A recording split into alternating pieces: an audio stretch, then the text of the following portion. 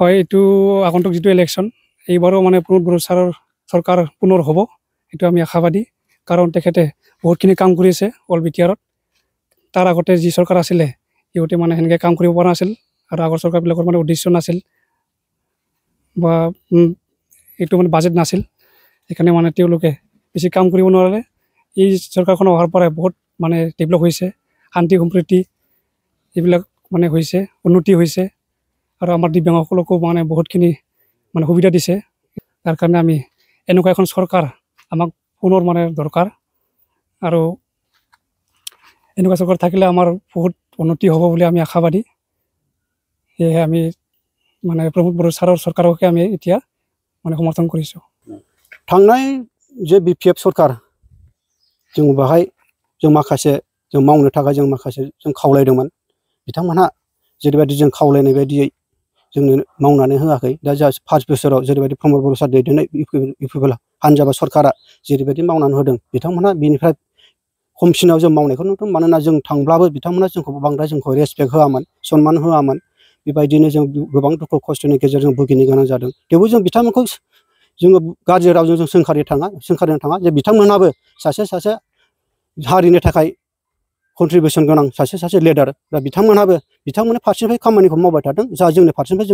जोंनि गोसो बायदियै जोंनि जेनाखि भबिसतआव जोंनि थांनानै थानायनि थाखाय बा जोंनि लाइफ दानायनि थाखाय जाय हान्जाया जाय पार्टिया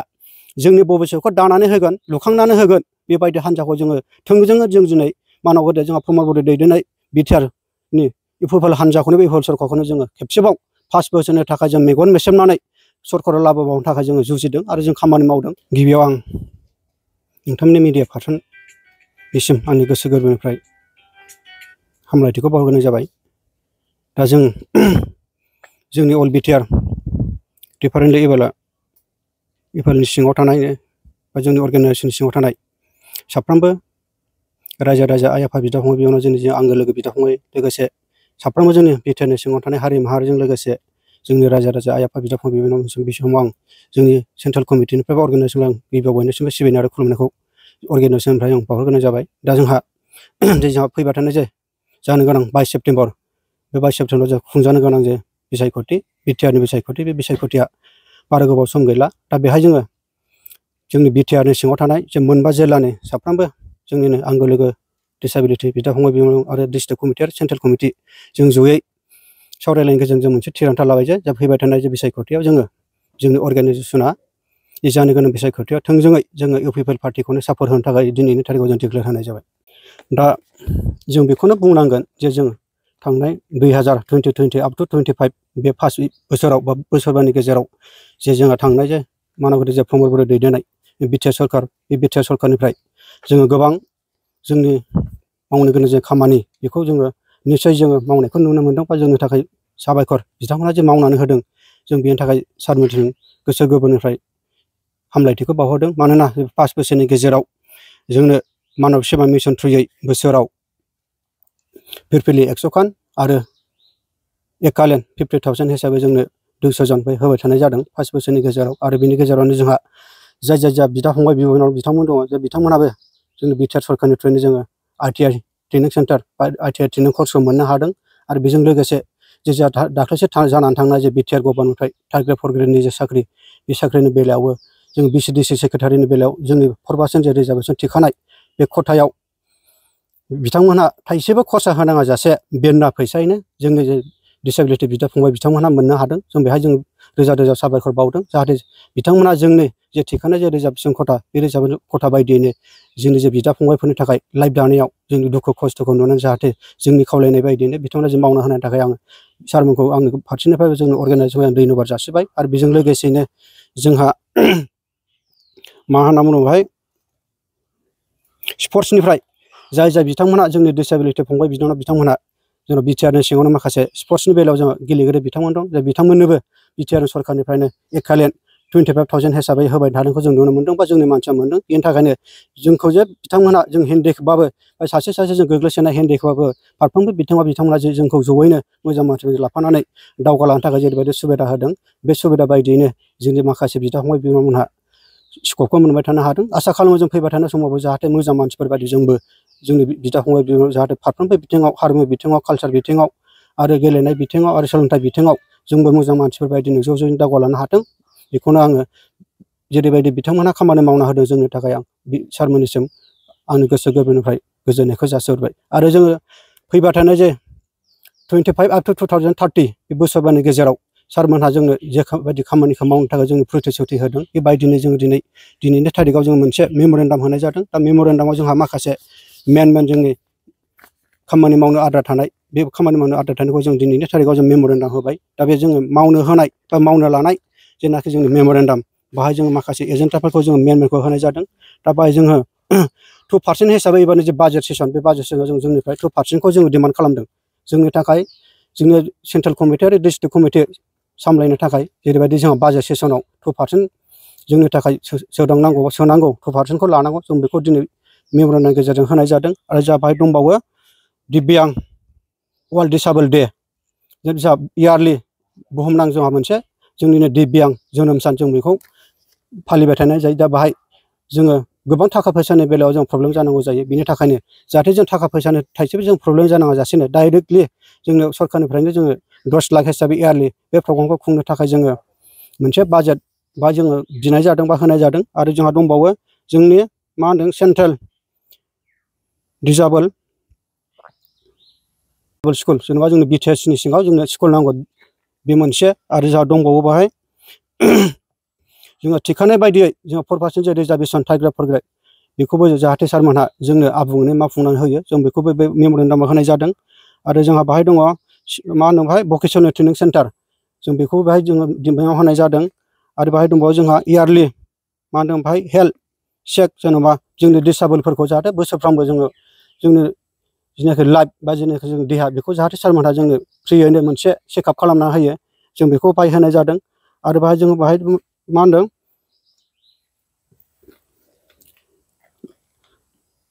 स्पर्ट्स एन्ड कालचार बाहाय जों बेखौ होनाय जादों आरो बिनिफ्राय जोङो बाहाय मा होनाय जादों डिफारेन्ट लेभेल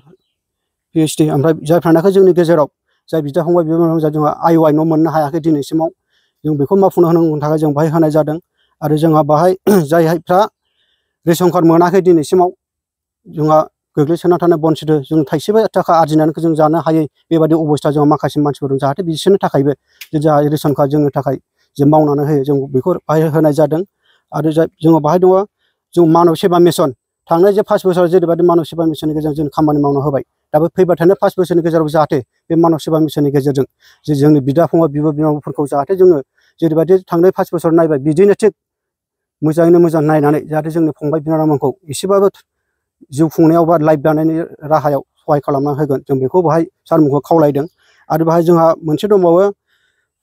जोंनि अर्गानाइजेसननिफ्राय नमिनेटेड एम नङाबा सेक्रेटारि जाहाथे बिथांमोना जोंनि डिसेबोलफोरखौ जोंनो नायनो हानाय मोनसे जेनाखि पावार बा जेनाखि जोंनो सिस्टेम बेखौ जोंनो बानायना होयो जों बेखौ बे मेम'रेन्डामनि गेजेरजों जों होनाय जादों आरो जोंहा जे फैबाय थानाय जे जानो गोनां जे बिटिसि इलेक्सन बे 22 सेप्तेम्बर 22 सेप्तेम्बराव बे जानो गोनां इलेक्सनाव जोंनि मोनफ्रोमबो जिल्ला जोंहा बिटिसिआव मोनबा जिल्ला दङ बे मोनबा जिल्लानि बिदा फंबाय बिब' बिनानाव जोंनि डिसेबोल बिदा फंबाय बिथांमोन लोगोसे न'खरनि साफ्रोमबो बिमा बिफा बिदा फंबाय बिब' बिनानाव बयबो आरो जों बिटिआरनि सिङावनो थानाय मोनफ्रोमबो जाथि जन'गोष्ठीनि जाहाथे रायजो राजा आइ आफा बिदा फंबाय बिनानाव बिथांमोनहा जाहाथे जोंनि भबिसतनि थाखाय जाहाथे जोङो जाय पार्टिनो बा जाय हान्जानो होयोब्ला आंनि न'खरनि बा आंनि गामिनि बा आंनि ओनसोलनि बा जोंनि बिटिसिनि रायजो राजाखौ लानानै जों मोनसे जों गोग्गो समाज जों गोग्गो मोनसे सरकार दानो हानाय बायदि फैबाय थानाय जे बिसायख'थि बे बिसायख'थियाव जाहाथे बयबो मेगन मेसेबनानै जोंनि लाइफखौ अननानै डिसेबिलिटि बिदा फंबाय बिब' बिनानाव आरो लोगोसे न'खरनि गारजेन बिथांमोनहा 5 बोसोरखौ जेनाखि इउ पि सोरखारखौ लाबोबावनो थाखाय खेबसेबाबो जे ट्रेक्टरनि सावगारियाव बर होनानै जे मावनांगौ जा बिटिआरनि चिफ प्रमद बर सारखौनो जाहाथे खेबसे जों चिफ हिसाबै जों मोनबावनो हायो बेखौनो आङो साफ्रोमबो रायजो राजा आइ आफा बिदा फंबायनि गेजेराव दिनैनो बे नोंथांमोननि मिडियानि गेजेरजों आं आखाइ खबजे खावलायहरनाय जाबाय जोंहा जिल्ला हिसाबै जोङो अल बिटिसि मोनबा जिल्ला दं मोनबा जिल्लायाव जोंहा मेक्सिमाम जेन'बा लवेस्टआव जोंहा मा 30,000 एबाब दं जोंहा मोनबा जिल्ला हिसाबै 30,000 एबाब मोनफ्रोमबो जोंनि गस्टिनि गेजेराव जोंहा दं हिसाबै बर' आदिबासि मुस्लिम गरखा राजबंसि मोनफ्रोमबो जाथियाव जोंहा डिसेबिलिटि फंबाय बिनानाव दं हिसाबै जोंनि बिटिसिआव 30,000 एबाब जोंहा दङ दा बे 30,000 एबाबनि गेजेराव 99% जोंहा इउ पि पि एल आव सापर्ट बर होगोन होननानै जों दिनैनि थारिखआव जों खाथाङै बुंनो हायो। थांनाय समाव बिपिएफ सरकार थानाय समाव नोंथांमोननि थाखाय जेबो सुबिदा खालामाखै नामा? थांनाय जे बिपिएफ सरकार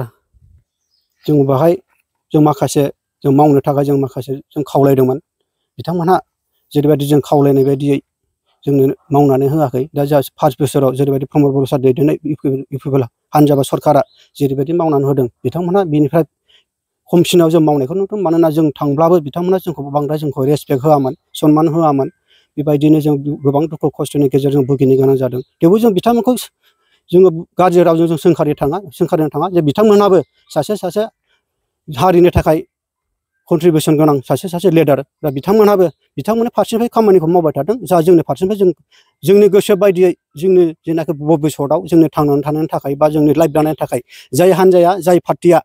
जोंनि भबिसतखौ दानानै होगोन, लुखांनानै होगोन, बेबायदि हान्जाखौ जोङो थोंजोङै जों दिनै मानब गदे जोंहा प्रमद बर' दैदेननाय बिटिआरनि इउपिपिएल हान्जाखौनो बे इउपिपिएल सरकारखौनो जोङो खेबसेबाव 5 बोसोरनि थाखाय जों मेगन मेसेबनानै सरकाराव लाबोबावनो थाखाय जोङो जुजिदों आरो जों खामानि मावदों। बिनि बेलायाव जों गुबुन पार्टिफोरखौ जों गाज्रि राव जों सोंखारिनो थाङा। बिथांमोनहाबो जे पलिटिकेल मोनसे गावगाबागाव पलिटिकेल हान्जा हिसाबै बा बिस्राबो मोनसे हान्जा हिसाबै बिथांमोनहाबो बिथांमोननि गावसिनि खामानिखौ मावथों।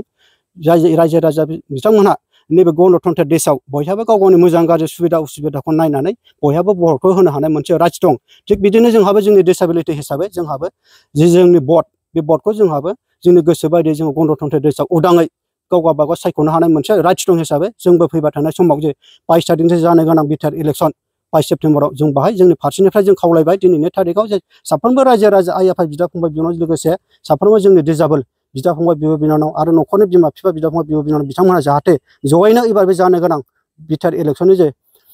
खुंजानो गोनां जानो थांगासिनो जोंहा गोबाव सम गैला, ओरैनो 12-13 दिनसोल' दंसै। दा बेवहायनो जों दिनैनि थारिखआव नोंथांमोननि मिडियाखौ लेंहरनानै जों दिनैनि बे मिडियाखौ लानाय जादों जे जानो थांगासिनो जे 22 तारिखनि सेप्तेम्बर इलेक्सनाव जों बयबो डिसेबिलिटिफ्रा ट्रेक्टरनि सावगारियावनो जों भट होनानै मानगदे जोंहा बिटिआरनि चिफ प्रमद बर' सारखौनो जों खेबसेबाव आरो जों बानायबावनो थाखाय जे जोंनि गोग्लैसोनानै थानाय जोंहा माखासे गोबां मावनो गोनां हाबाफारिफोर दङ। जेरै मोजां मानसिफ्रा जोंहा खारनाय बारनाय गेलेनाय दिनै IAS IPS जा मानगदे बिटिआरनि चिफ प्रमद बर' सारा जों बयबो मिथिगौ जे सुपार 50 मिसननि गेजेरजों दिनै जोंनि जाथिनि गेजेरावल' नङा बिटिसिनि सिङावनो थानाय मोनफ्रोम जाथि जनगोष्ठीखौ लानानै जे दिनै डक्टर इन्जिनियार IAS IPS जानो थाखाय जे जोंहा सुपार 50 मिसन बेनि गेजेरजों गोबां मानसिफ्रानो साक्सेसफुल जाबाय आरो जानो थांगासिनो दङ। थिग बिदिनो जोंनि गेजेरावबो जाहाथे जोंनि बिदा फंबाय बिनानाव जाहाथे जोंहा एसे जोंहा क्वालिफिकेसन दंसै, सोरबाया BE पास सोरबाया ME पास जोंहा रानिं फरायनाय बा जानानै थानाय स्टुडेन्ट दं। जाहाथे बिसोरबो जोंनि गेजेरनिफ्राय जाहाथे जोङो दिव्यां हिसाबैबाबो जाहाथे जोंबो IAS IPS बा DC SP जानो हानाय जाहाथे जोंबो सोलोंथाइखौ जों लानो हायो नामा, जों बेखौ खावलायगोन। आरो आं दिनैनि थारिखआव खावलायगोन जे जोंहा बिटिसिनि सिङाव मोनफ्रोमबो जाथि जनगोष्ठीनि गेजेराव जा मोनफ्रोमबो न'खरावनो डिसेबिलिटि साफा दं। जाहाथे बे डिसेबिलिटिफोरखौ लानानै जाहाथे न'खराव थानाय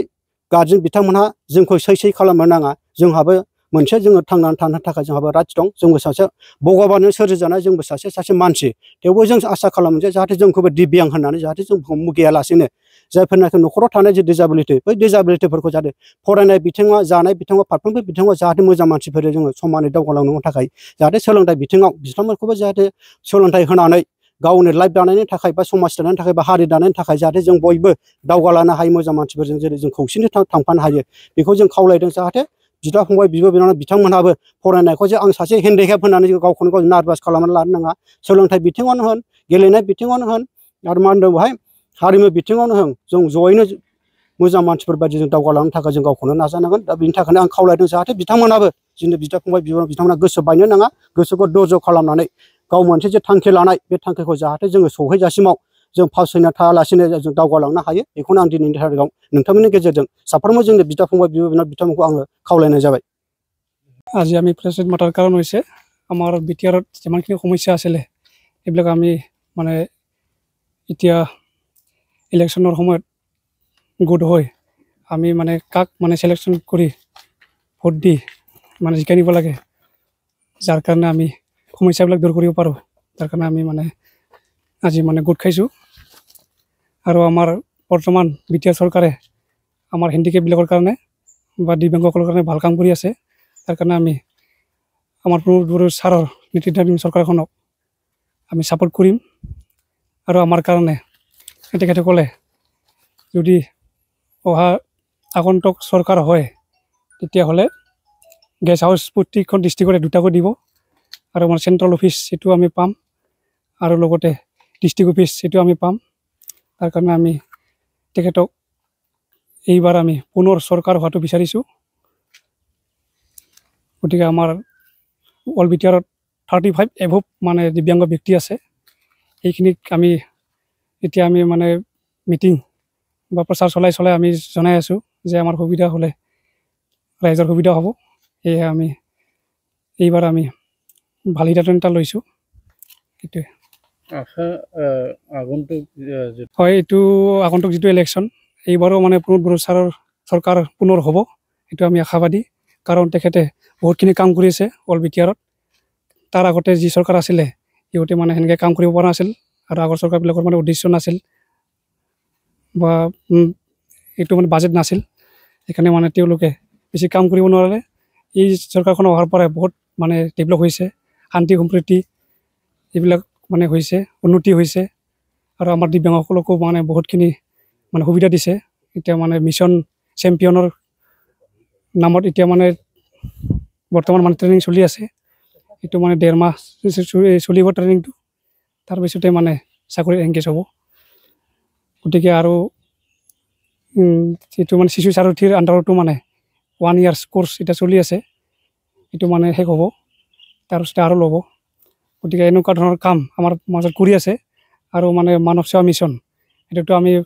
আজি 2003 চনৰ পৰা আজি 25 চনলৈকে 4বাৰ পাবলৈ সক্ষম হ'লোঁ। এইটো মানে বছৰত মানে মানৱ সেৱা মিছনৰ নামত ই ৰিক্সা মানে 100খনকৈ দিয়ে আৰু 200জনক 50,000কৈ 51,000 দি আছে। এইবিলাক আমি বহুতে পাইছে আৰু যিখিনি পোৱা নাই এইটো অনাগত দিনত পাব, এইটো আমি আশাবাদী। তাৰ কাৰণে আমি এনেকুৱা এখন চৰকাৰ আমাক পুনৰ মানে দৰকাৰ আৰু এনেকুৱা চৰকাৰ থাকিলে আমাৰ বহুত উন্নতি হ'ব বুলি আমি আশাবাদী। সেয়েহে আমি মানে প্ৰণৱ বড়ো ছাৰৰ চৰকাৰকে আমি এতিয়া মানে সমৰ্থন কৰিছোঁ সম্পূৰ্ণৰূপে। ঠিক আছে।